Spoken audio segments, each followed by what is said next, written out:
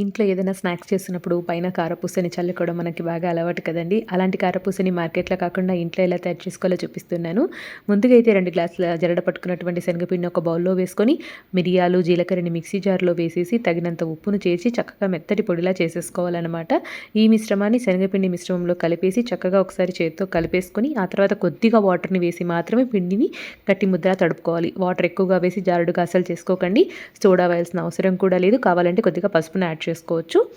ఇలా తడుపుకున్న తర్వాత చిల్లుల గొట్టంలోకి ఈ సన్న కారపూస బిళ్ళని పెట్టానండి. నేను సన్న కారపూస చెప్పాను కాబట్టి అది పెట్టేసి క్లోజ్ చేసేసి లోపలి భాగంలో ఆయిల్ కావాలంటే అప్లై చేయొచ్చు. నేనైతే అప్లై చేయలేదు. ఈ పిండి ముద్దను అందులోకి పెట్టి వేడి నూనెలో చక్కగా కారపూసలాగా పిండేసుకోవడమే. నూనె బాగా వేడయిన తర్వాత లో ఫ్లేమ్‌లో పెట్టుకొని కారపూసని పిండి మీడియం ఫ్లేమ్‌లోకి అడ్జస్ట్ చేసుకొని 2 వైపులా చక్కగా కాల్చుకోవాలన్నమాట కారపూస అనేది. చాలా చాలా బావుంటుందండి. ఎయిర్ టైట్ కంటైనర్‌లో పెట్టుకుంటే హ్యాపీగా 15 డేస్ దాకా ఉంటుంది. వీడియో నచ్చితే లైక్ చేయండి.